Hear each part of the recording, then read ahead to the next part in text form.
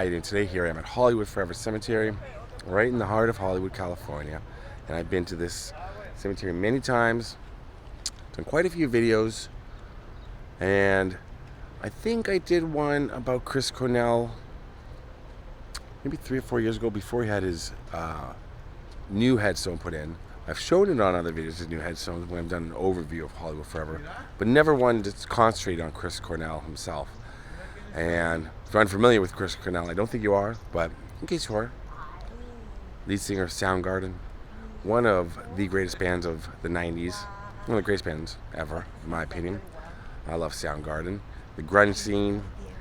Chris Cornell was a pioneer. He had a voice like no other. There's not too many people you can put up in like top voices of all time, and Chris Cornell is one of them.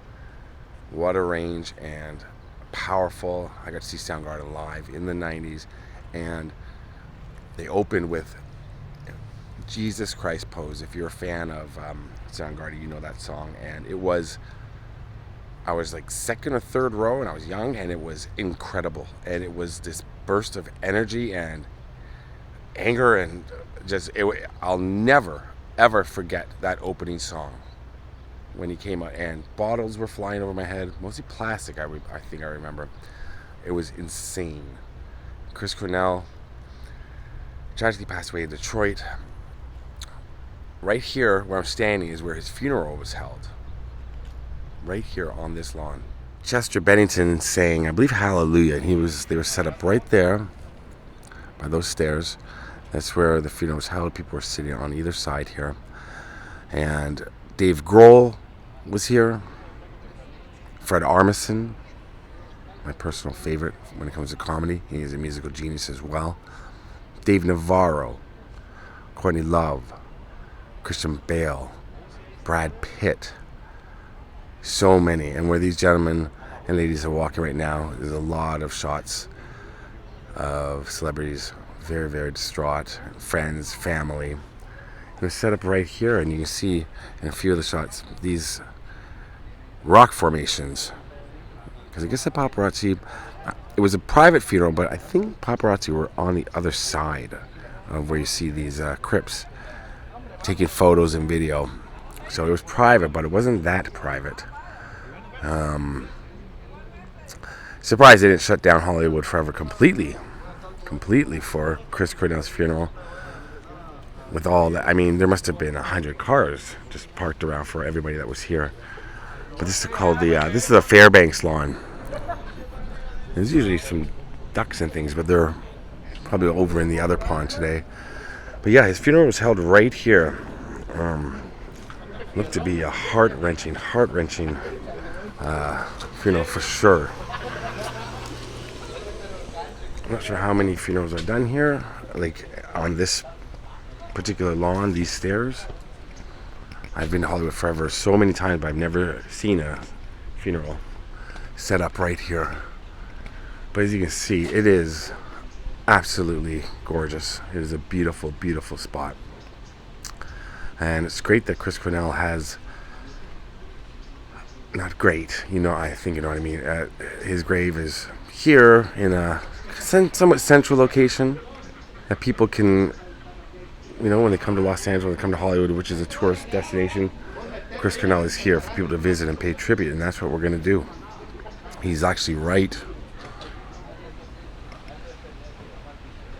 there. So his last name wasn't actually Cornell, it was Boyle, but he took his mother's maiden name. It's Chris Cornell.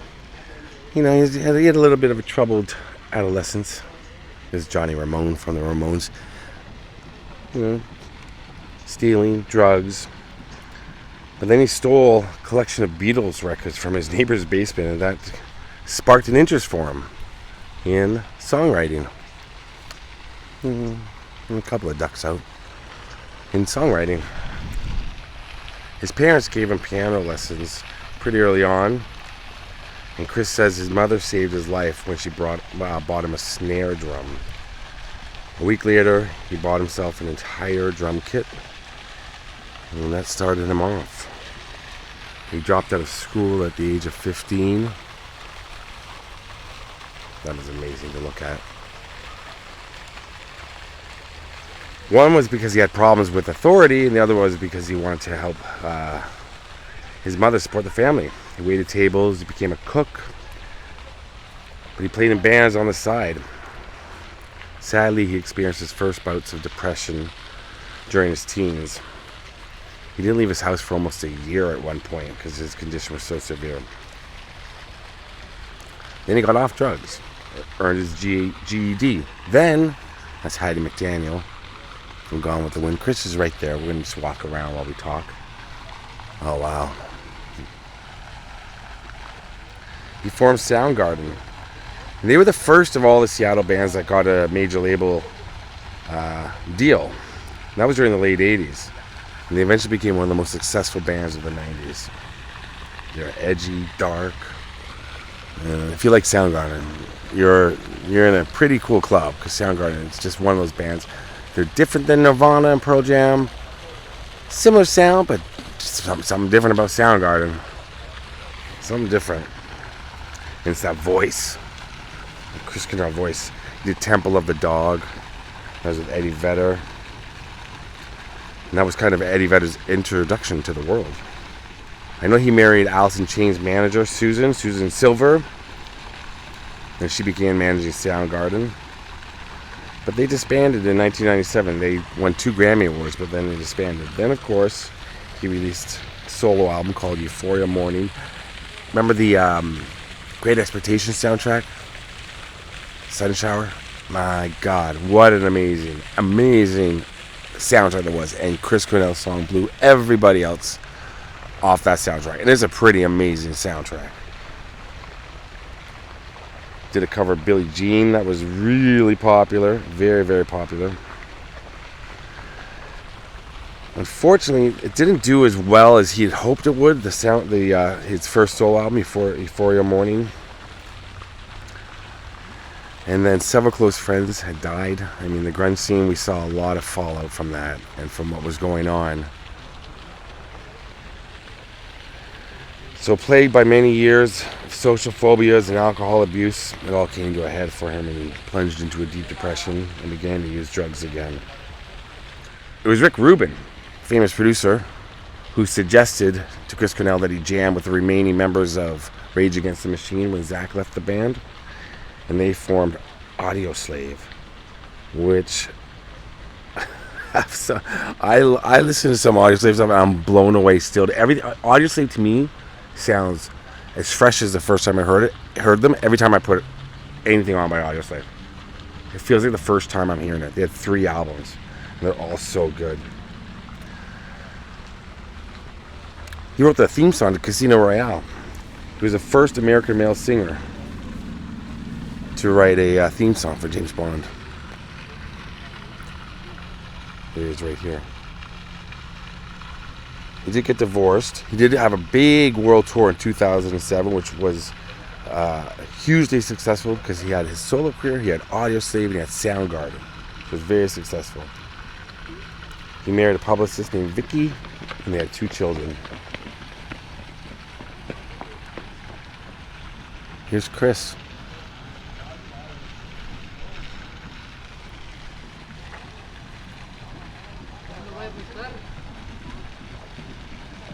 May 18th, 2017 in Detroit at the MGM. I've done a video on that. I was there a couple years ago and did a video. Very, very, very, very sad ending for Chris Cornell. Not what we expected. I've seen this grave through every, from when it was just a dirt plot to when it was just a simple marker to when it was just the headstone to what it's become now. Beautiful little garden. Chris Cornell. And as you can see, lots of people come out. They leave a ton of things here. Pictures, little statues. Always nice flowers here. Beautiful. I'm going to see if I can get to No One Sings Like You anymore. lonely and weary my road has been. We got Soundgarden albums all written there. And Soundgarden did get back together, that's right. Superunknown was 94. Down on the Upside was their last album before they broke up. Or A-sides. Yeah, Telephantasm, King Animal, Echoes of Mouse. He was playing with Soundgarden the night he passed away, so I forgot to mention that. Yeah, Soundgarden, of course, got back together. Audioslave, Out of Exile, Revelations. 1, 2, 3, 4, 5, 6 solo albums. Higher Truth is the one I really like. I mean, Badmotorfinger, Superunknown are, you know, mega albums.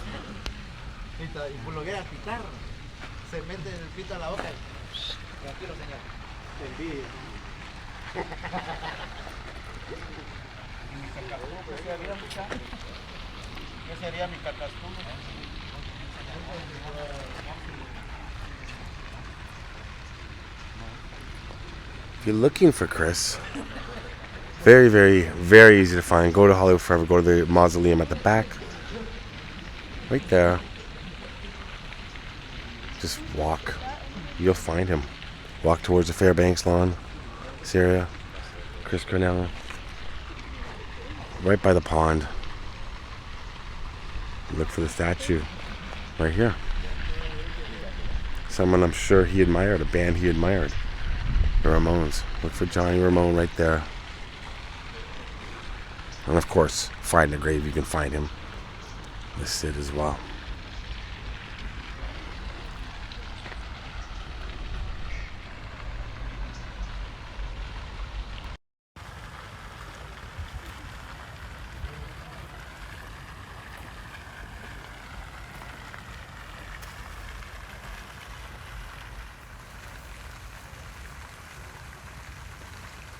I feel like all Chris Cornell fans know all the information I just gave, but for those of you who don't know who Chris Cornell is, and there might be some people out there, hope I filled you in and maybe makes you want to go and listen to some Soundgarden or some of his solo albums. I'm telling you, his voice, it's everything.